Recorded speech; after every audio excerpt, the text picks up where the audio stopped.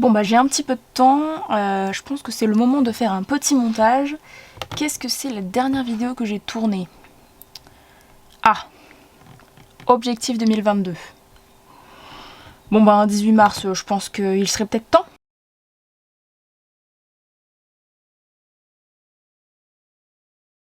Hello tout le monde et bienvenue à bord de l'Arche des Brumes. Je voulais vous présenter un petit peu mes objectifs de l'année 2022, mais un petit peu plus en détail que ce que j'ai brièvement évoqué du coup dans ma vidéo bilan de 2021, notamment en vous présentant un challenge auquel je participe cette année, et puis voilà, quelques gros objectifs de mon année, histoire d'aller redire pour vraiment m'y tenir. Vous sentez un petit peu venir, hein, voilà. Sauf que je suis hyper en retard, puisque je vous tourne ça le 28 janvier. Voilà, donc oui, 2022, je sais, ça a déjà commencé il y a un moment. Promis, j'ai déjà essayé de remplir mes objectifs. Vous allez le voir d'ailleurs dans la suite de la vidéo. Donc, je vous disais que j'allais participer à un challenge de lecture cette année. C'est un challenge, en fait, c'est pas avec quelqu'un en particulier, c'est pas un challenge organisé par quelqu'un, avec quelqu'un. Enfin, là, c'est juste moi avec moi-même. Donc, c'est le challenge 12 mois, 12 livres. Je pense que vous l'avez assez vu passer sur Instagram récemment pour savoir de quoi je parle. Donc, le principe est hyper simple, il y a 12 mois dans l'année. Jusque là je pense que je vous apprends rien. Et du coup ce que j'aimerais faire c'est lire 12 titres recommandés par 12 amis. Donc j'ai mis tout simplement une story sur Instagram et j'ai pioché les titres parmi ma pile à lire pour ne pas avoir à racheter des livres. Ma pile à lire est déjà assez grande comme ça. Donc voilà, j'ai pioché 12 titres qui me semblaient, qui m'intéressaient, qui sont dans ma pile à lire, tout ça. Et voilà, ce sont 12 titres que je me dois de lire en 2022 pour réussir mon challenge.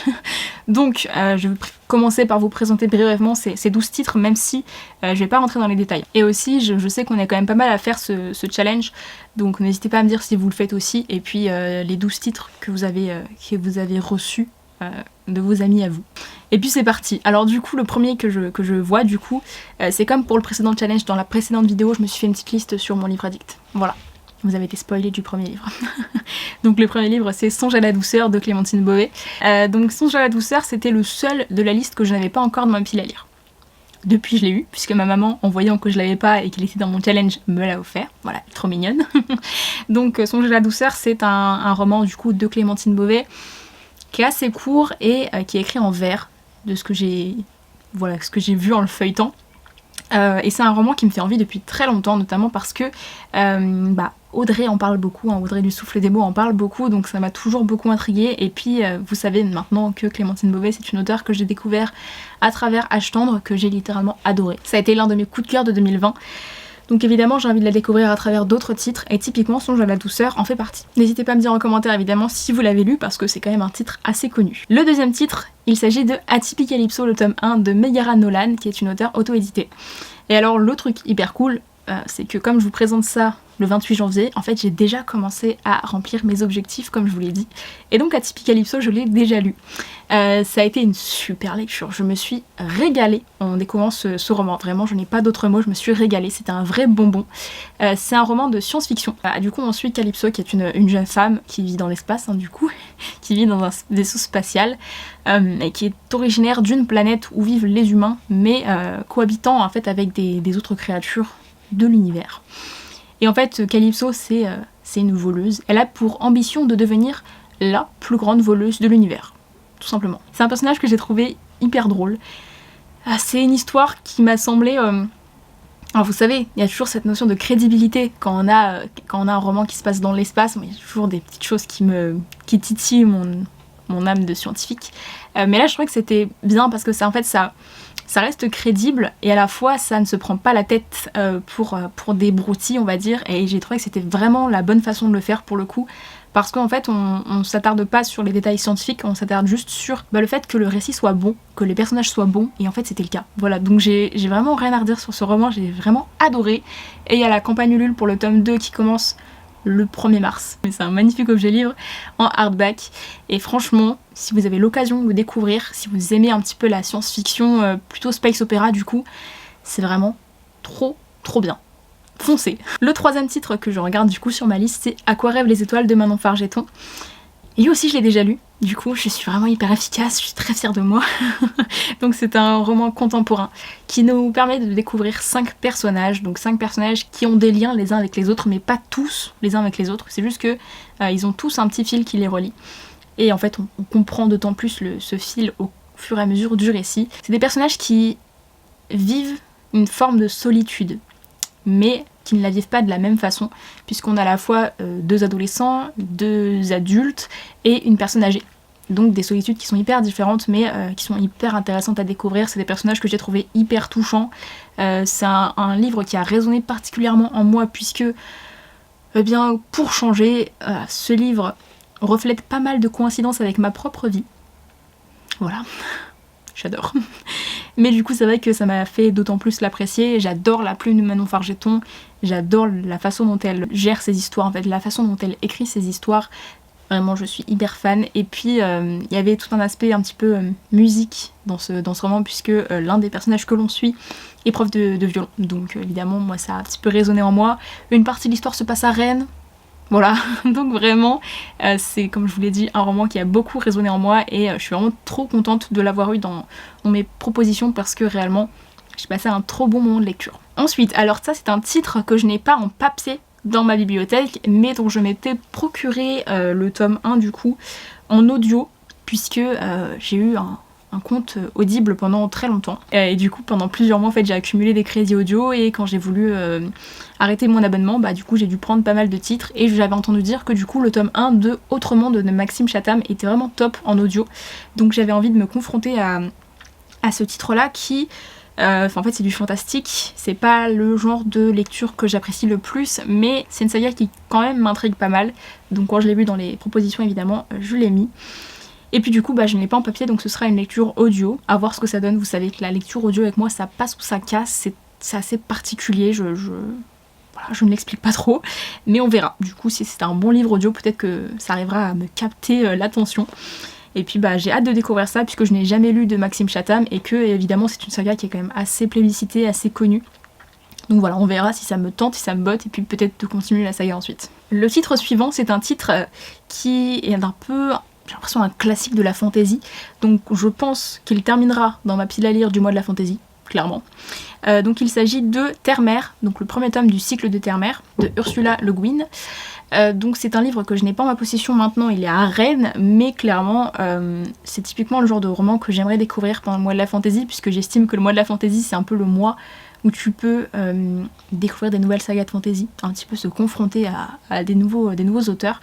Et typiquement c'est une saga que j'aimerais beaucoup découvrir, comme je vous l'ai dit, pour moi c'est un peu, j'ai l'impression, une classique de la fantasy. Et j'en ai entendu beaucoup de bien, donc évidemment j'ai très envie de le découvrir. Et puis, si je ne dis pas de bêtises, c'est de ce roman qu'est tiré Les Contes de Terre-Mère, donc des studios Ghibli, que j'avais vu une fois, il y a fort longtemps. Donc plus trop de souvenirs, mais je sais que j'avais apprécié. Donc évidemment ça me donne d'autant plus envie de découvrir le roman initiateur. Le titre suivant du coup c'est Les Prisonniers de la Liberté de Luca Di Fulvio. C'est un roman qui m'a été offert du coup par Marine à mon anniversaire, si vous vous souvenez de ma vidéo unboxing.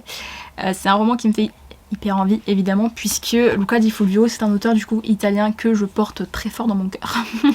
J'ai lu 2 de ses romans, donc j'ai lu Le Gang des Rêves, coup de cœur absolu de 2019 maintenant. Ça commence à remonter un petit peu, mais c'est un roman que Marine et moi avions absolument adoré.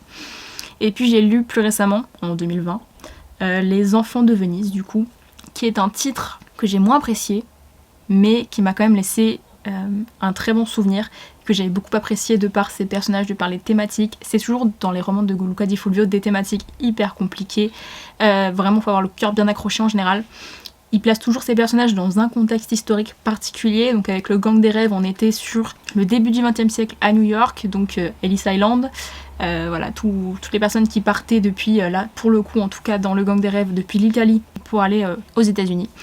Donc c'était des thématiques qui étaient assez compliquées, notamment parce qu'on suivait une femme qui arrivait à New York dans ces années-là et que on sait très bien comment ça se passait à l'époque. Et puis on suivait son fils du coup par la suite, que j'avais vraiment beaucoup apprécié. Et du coup dans Les Enfants de Venise on suit pour le coup des personnages au XVIe siècle à Venise. Donc encore une fois un contexte historique hyper différent, des évolutions technologiques qui n'ont rien à voir avec Le Gang des Rêves, donc un contexte voilà, qui est hyper intéressant aussi, hyper important à développer. Et pour le coup dans Les Prisonniers de la Liberté, ça se passe en Argentine, à Buenos Aires, si je ne dis pas de bêtises. Il me semble que c'est au XXe siècle, début du XXe siècle. Donc évidemment encore une fois un contexte historique hyper intéressant, donc j'ai vraiment hâte de le découvrir parce que voilà, c'est vraiment une valeur sûre pour moi Luca Di Fulvio, et même si je sais que je vais perdre mon cœur dans la bataille, j'ai vraiment hâte de le découvrir. Le prochain titre, il s'agit de La maison au milieu de la mer céruléenne de T.J. Klune. Alors c'est un livre que je ne voulais pas acheter à la base, mais bon, j'ai fini par me le procurer suite au coup de cœur de Louise. C'est un livre que je voulais pas acheter à la base puisque j'avais vu passer pas mal de polémiques dessus. Donc évidemment, voilà, avoir entendu ce genre de polémique m'avait un petit peu refroidi. Et à la fois c'est quand même un titre qui a l'air d'énormément plaire, qui a l'air d'être un coup de cœur pour tellement de personnes, il est tellement beau. C'est vrai que j'ai fini quand même par l'acheter, mais en ayant conscience évidemment de toutes ces problématiques. Donc je suis quand même très curieuse de le découvrir. C'est un roman qui est un petit peu vendu comme hyper doudou, hyper voilà, un bonbon.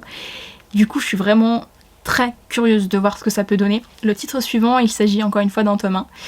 Vous allez voir que ce challenge est pas du tout en adéquation avec mes objectifs suivants de 2022, mais c'est pas grave. Donc le tome 1 de L'Empire d'écume de Andrea Stewart. Donc ça m'a été recommandé du coup par Marine puisque c'est l'un de ses gros coups de cœur de 2021. Un univers de fantasy dans lequel il me semble que la magie est issue des os. Voilà. Il me semble que les bébés à la naissance, on leur retire un bout d'os au niveau de l'oreille. Je sais plus, je crois que c'est quelque chose comme ça. Mais elle en avait tellement parlé en bien, Marine, elle m'avait fait des updates vraiment trop à fond, elle avait adoré. Donc c'est vrai que ça m'avait donné envie et puis elle me l'a offert à mon anniversaire, donc évidemment je vais le découvrir. Ensuite, un autre titre que j'aimerais trop découvrir puisque depuis que je l'ai reçu j'ai envie de le lire et puis bah il passe jamais en priorité donc évidemment ce n'est toujours pas le cas. Il s'agit à nouveau d'un tome 1, le tome 1 de La couleur des nébuleuses de Amandine Peter. Du coup c'est un space opéra à nouveau. Vous savez que les space opéras j'aime quand même bien ça pour le coup. Vous l'avez vu avec Atypi Calypso et mon engouement pour ce roman, mais tout ce qui est Illuminae, Aurora Squad aussi m'avait plutôt plu. C'est des romans dans lesquels j'aime bien me plonger puisqu'ils me font toujours passer un super moment de lecture. Et pour le coup, La couleur des nébuleuses, c'est pareil, j'ai vu tellement de coups de cœur dessus que bah forcément ça m'avait donné hyper envie. Et puis du coup, c'est Coralie de Marcassine Bookin qui me l'a mis dans ma pile à lire pour le challenge, puisqu'elle l'a lu récemment et qu'elle a absolument adoré, donc elle veut vraiment que je le découvre. Ensuite, du coup, un titre qui est apparu dans ma précédente vidéo, je vous en ai parlé, donc Hygiène de l'assassin de Amélie Nothomb, du coup, qui est un roman assez court, donc je l'ai placé pour le petit mois petite lecture en février. Encore une fois, je ne sais vraiment rien du tout de ce roman, juste que du coup j'ai déjà lu un autre titre d'Amélie Nothomb que j'avais vraiment beaucoup aimé, avec des thématiques que j'avais trouvées hyper intéressantes, donc j'espère retrouver ça dans cet autre titre, et puis bah on verra ce que ça donne. Ensuite du coup, à nouveau un tome 1, c'est le tome 1 de L'Antidote mortel de Cassandre Lambert, que j'ai rencontré à Montreuil, que j'ai acheté son tome 1 à Montreuil, elle me l'a dédicacé, donc d'autant plus j'adore parce que quand j'arrive à lier une sorte de petite relation avec l'auteur en amont de la lecture, je trouve que ça rend la lecture d'autant plus incroyable. Donc j'ai vraiment très hâte, j'ai vu à nouveau plein d'avis hyper élogieux sur cette saga. C'est une duologie, enfin un diptyque. Donc voilà, si j'ai envie de lire le tome 2, évidemment comme ça je pourrais terminer la saga assez rapidement. Ça comblera un autre objectif de 2022. Et le dernier de la liste, il s'agit de Red Rising de Pierce Brown. Alors Red Rising, histoire un peu particulière avec ce roman puisque ça fait très longtemps qu'il est dans ma pile à lire, pas vraiment. Mais donc c'est la science-fiction, quand même pas mal de SF dans cette pile à lire, mine de rien, c'est pas ce que je lis le plus mais c'est quand même ce qui apparaît le plus dans ce challenge. C'est un roman qui est dans ma pile à lire comme je vous le disais depuis très longtemps, tout simplement parce qu'il me hypait beaucoup. Ma libraire me l'avait survendu, vraiment elle l'avait adoré, donc évidemment j'avais craqué. Mais Marine l'avait lu il y a de ça peut-être 3 ans maintenant, un peu plus de 3 ans je pense, parce que c'était au tout début où on devenait amis et qu'on commençait à parler. Et du coup, elle l'avait commencé, elle l'a jamais terminé. Alors elle sait pas dire aujourd'hui si c'est parce qu'elle était dans le mauvais mood, donc elle a bien envie de le retenter. Mais en tout cas, c'est vrai que ça m'avait un peu refroidi, et du coup, bah, je l'ai jamais lu. Voilà. Mais en tout cas, voilà, j'ai envie de le découvrir maintenant. On verra ce que ça donne. Donc ensuite, mes objectifs, je vais juste vous les mentionner rapidement pour 2022. Je vous en ai parlé du coup dans ma vidéo bilan de 2021. J'y ai beaucoup fait référence dans les précédentes mentions de cette vidéo. Mais l'un de mes objectifs principaux de 2022, du coup, c'est d'avancer, voire de terminer mes sagas en cours. Parce que du coup, j'ai fait un petit topo de mes sagas en cours pour vous faire une vidéo, mes sagas en cours, comme promis. Et en fait, c'est une catastrophe. C'est une catastrophe. Voilà, j'ai beaucoup trop de sagas en cours, et notamment beaucoup de sagas de manga en cours. Donc là, juste après avoir terminé de tourner cette vidéo, je vais m'atteler à mes mangas. Comme ça, je vais pouvoir en lire quelques-uns ce week-end, parce que là, c'est vraiment pas possible. J'arrive déjà un petit peu à m'y faire là. En janvier, j'ai notamment avancé dans une saga. Donc soyez fiers de moi, c'était pas une saga pour laquelle j'avais prévu d'avancer particulièrement, et puis ça s'est présenté comme ça. Voilà, donc je suis plutôt contente et j'espère continuer sur cette voie-là. Mais typiquement, il y a des sagas que j'ai vraiment très hâte de continuer. J'ai acheté le tome 3 de Nevermore, je n'ai toujours pas lu. J'ai acheté, il y a 7 mois, 8 mois, j'ai acheté le tome 3 de Bordeaux Limited, je ne l'ai toujours pas lu.